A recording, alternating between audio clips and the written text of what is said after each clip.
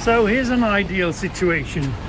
Can you see now how one steel rail sits on another, and there's rollers. I don't know if you can see under here, see that gap? That's a steel roller in there running. And these, can you see the pins? These are air actuators, would you call them? I don't know, there must be a fancy name for them. Let's see, we can't see from the other side now. Look, let me just show you something whilst we're waiting. If I want to put a 40 footer on it, I get this. I get this and I stretch it over. It doesn't need to be fixed because remember it's connected to a 40-foot container. But we need them. Oh look, these fantastic, aren't they? They go past the house. I love to hear them. Anyway, so we're gonna shrink this up now, and I found a good spot to put you. So can you see? You can see the pin, can't you? The pin that comes through. It's actuated by an air thing. See these? That's where the tips of the rollers run. So I'm gonna, whichever way you want to look at it, I'm either going to push this on top of there, or that's going to end up coming underneath.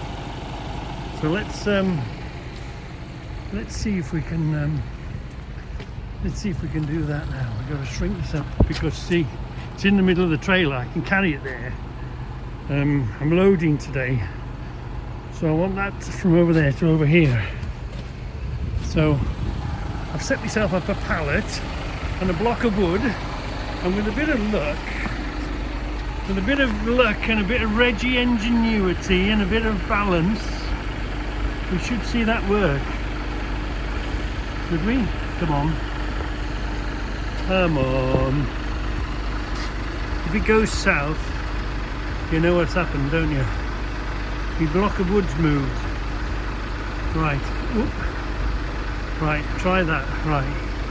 You should be able to see that. Now we're going to withdraw the pins. We're going to put the handbrakes on the trailer and withdraw the pins.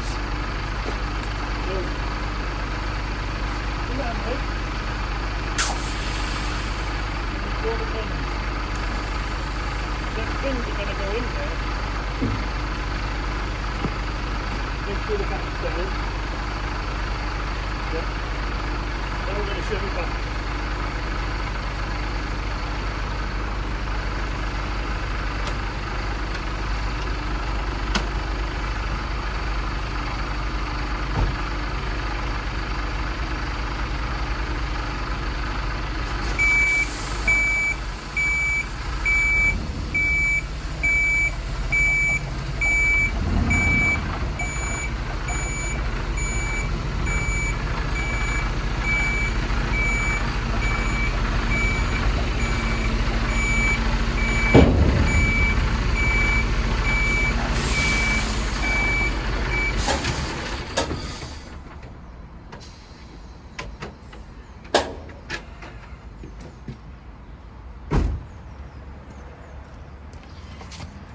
Did you see all that? So what we're going to do now is we're going to pull the pins out again now. So keep your eye on there. Keep your eye on there. Watch that pin come out. See? Now that's locked into place. Now we can release the brakes and hope we've remembered to put the handbrake on the unit. See if it moves. If it doesn't move, you've remembered to put the handbrake on the unit. If it does move, you can grab it quick. Right, so now, can you see what that's done now? That's brought the container right to the very back now. So we can go up to a bay with our bump stops and they can load it. They can put a tongue over it and load it. Yeah, but you can't run with it this short, because remember you could be putting 25, 26, 27 ton in that box, plus the box weighs 2 ton anyway. So and we're waiting for a number so we can go See the bay there? We've got to go between them two concrete curbs and back onto the bay behind. Look, it's a bit of an old-fashioned thing. That'll go up and the tongue will come out into the box. So have you ever wondered what all these numbers are on the back of these containers? Well, first of all, Maersk line, so it's a Maersk line, belongs to Maersk, doesn't it? It's a Maersk box, this is called. And always at the top corner you'll see a number. That's its individual number. No other box has got that number on it. That's this individual box. And the weight we're looking at is tear weight. We want to know how much this box is before we put anything in it.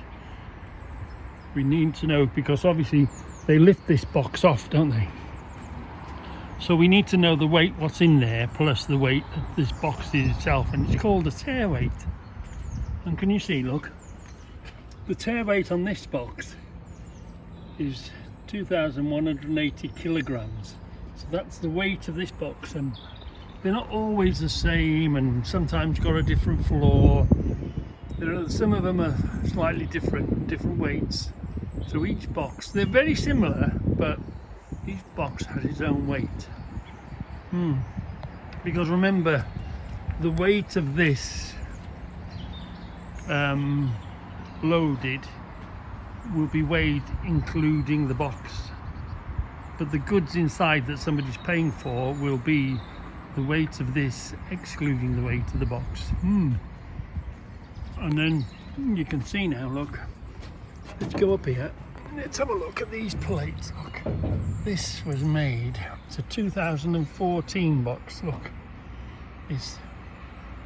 and again, this tells you all about it. These boxes are made of a certain steel. I can't remember. That's the dimensions of it, look. But they're all made the same. They're all made. That's this. What do they call it? See this one. The wood in this one. Eco-friendly floor on it. Some of them you see bamboo floor. Some of them, you know, wherever they're made. And it's made of cortine steel or something. It's called. Let's have a look now. And there's the height of it, you see. If ever you've seen, have you ever noticed, it doesn't happen much on these 20 foots. I'll show you on a 40 foot. I am now 14 foot high. This now is 14 foot high. But you'll see some with marked tape on the top. They're an extra 6 inches. So I'm 14.5 foot high there. But now I'm running at 14 foot high. And obviously you see there's been a repair here.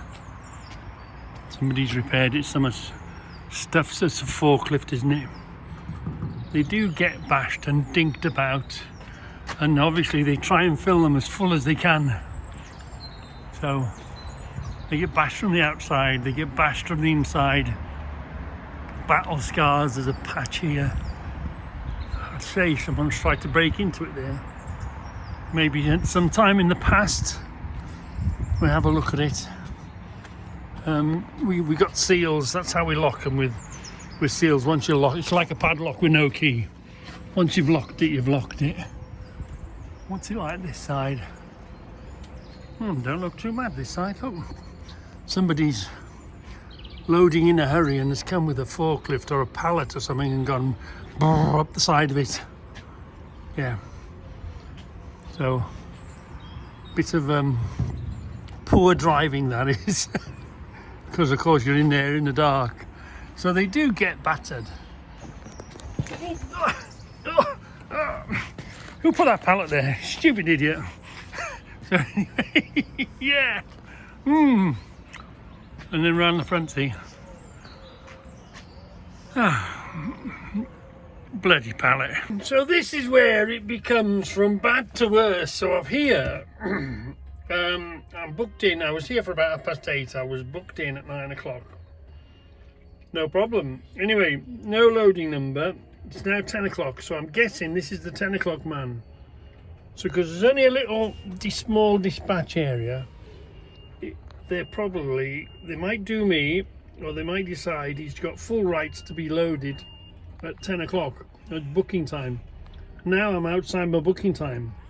So when I do get the number, I might have to wait for them to do him first. So he's gone on to the weighbridge now. So he's come in empty, I guess.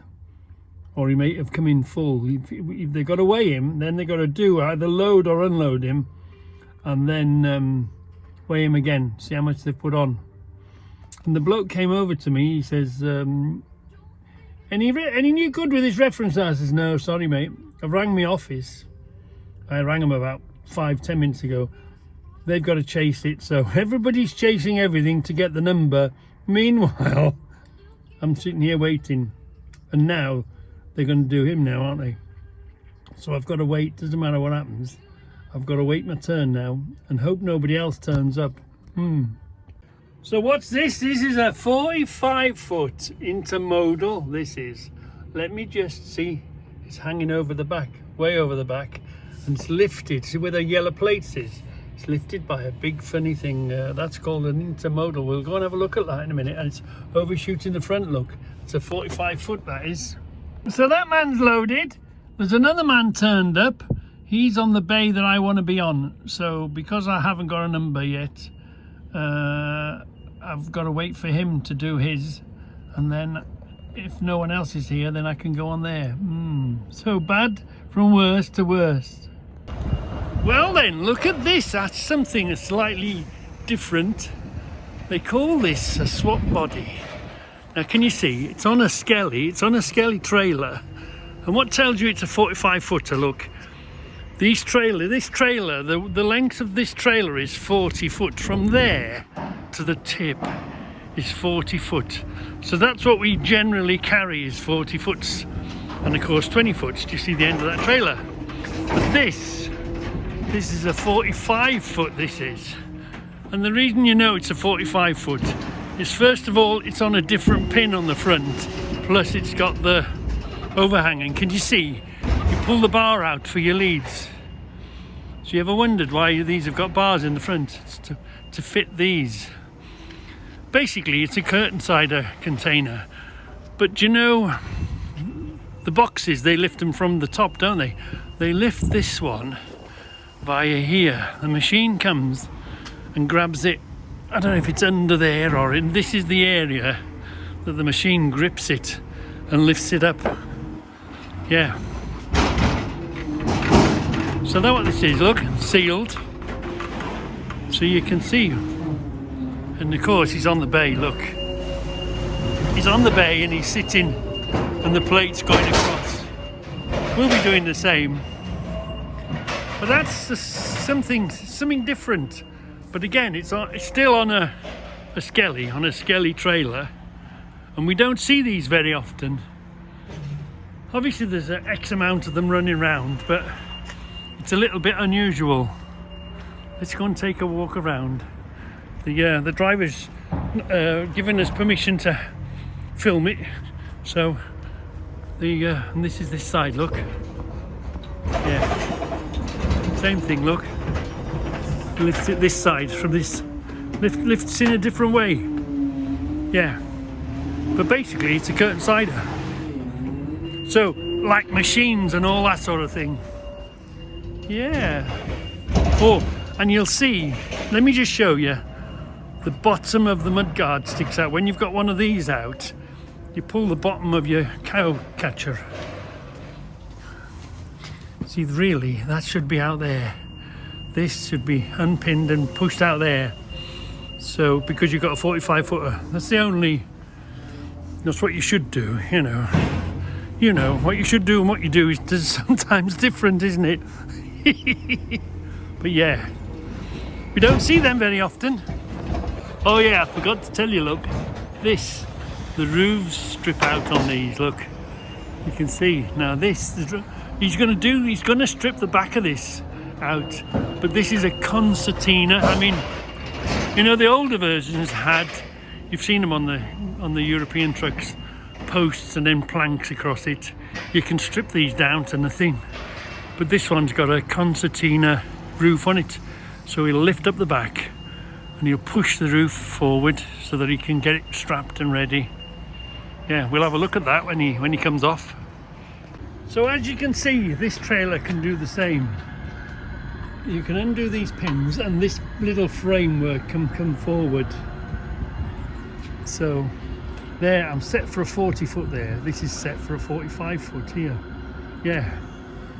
So it's the very same trailer. Okay, we've shrunk it up because we're waiting to get this little box loaded. But again, you see, these pins, you can pull those pins out, pull your tail out, you can pull your cow catcher, I call it a cow catcher, your rear bumper, you pull that out and then put the pins into that hole there, and that will allow you to carry, you put your bumper outside, because you get a lot of, if you don't put it out there, it's, you know, if a car comes and runs up, if a car comes and runs up behind you now, you've got a chance you won't kill him. But if you don't pull that out, it's so easy for them to go underneath your trailer from behind, you know, on a shunt on a motorway, or you know, these things happen. So it just gives you, or it gives them a little bit more protection, you know what I mean? So yeah, so it's the very same trailer, except this is a short version and that's the long version. What the driver's going to do now, on this roof, see, the roof will go back. There's a wire, I don't know if you can see it. There's a wire runs along there that undoes the clips. That'll pop this top up and he'll push it backwards because he wants to strap the load. He wants to put a strap over the last two, just to sort of keep control of it. So here we are, look. Yeah, the bar won't come out. Somebody's damaged it with a forklift on the previous job, and it won't come out. So waiting to go back in. It's going to get fixed on Wednesday. Yeah, so that's why that bar is in the in position. It's just holding in there. So as you can see, we've stretched it back to the middle, but not to the 40 foot position. That's the 40 foot. This is the loaded 20 foot position. It's just a little shorter, that's all. And she's sealed up, look. So you have a key, you got to break that to get into it. So it's sealed and we're ready to hit the road. But remember, this is a container. It's not like the curtains that this thing is loaded to the roof.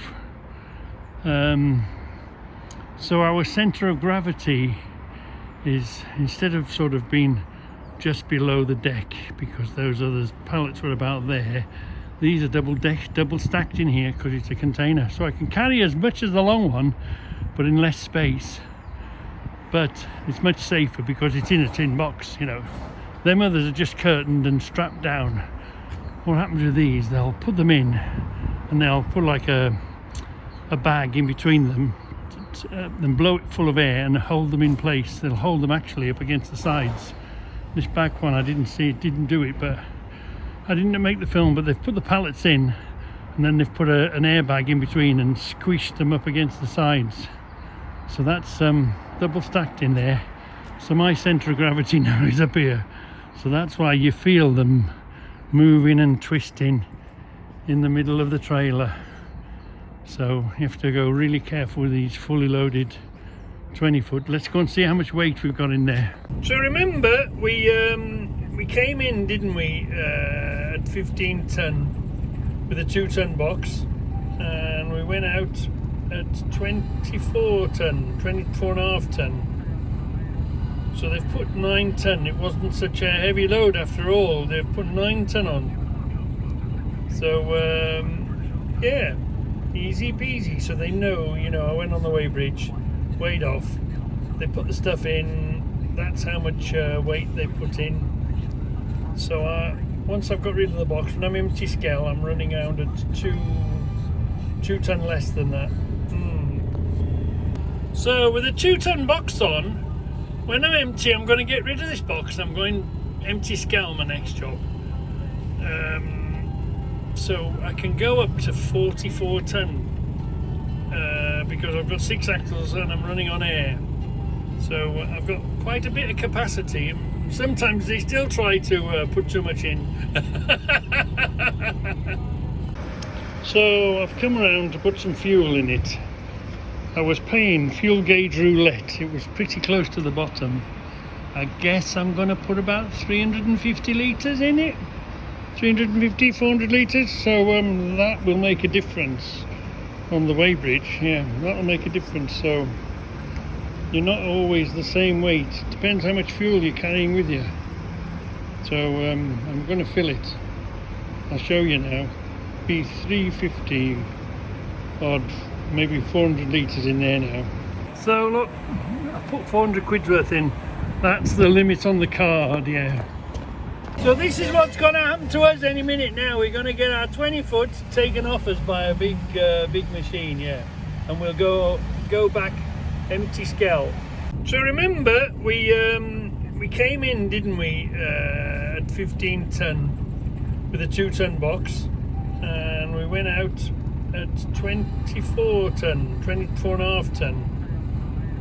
So they've put 9 ton. It wasn't such a heavy load after all. They've put 9 ton on. So yeah, easy peasy. So they know, you know, I went on the weighbridge, weighed off. They put the stuff in. That's how much weight they put in. So once I've got rid of the box, when I'm empty scale, I'm running out at 2 ton less than that. So with a 2-ton box on, when I'm empty, I'm going to get rid of this box. I'm going empty scale my next job. So I can go up to 44 ton because I've got 6 axles and I'm running on air. So I've got quite a bit of capacity. Sometimes they still try to put too much in. So I've come around to put some fuel in it. I was playing fuel gauge roulette. It was pretty close to the bottom. I guess I'm going to put about 350 litres in it. 350, 400 litres. So that will make a difference on the weighbridge. Yeah, that'll make a difference. So you're not always the same weight. Depends how much fuel you're carrying with you. So I'm going to fill it. I'll show you now. Be 350 odd, maybe 400 litres in there now. So look, I put 400 quid's worth in. That's the limit on the card, yeah. So this is what's going to happen to us any minute now. We're going to get our 20 foot taken off us by a big machine, yeah. And we'll go back empty scale.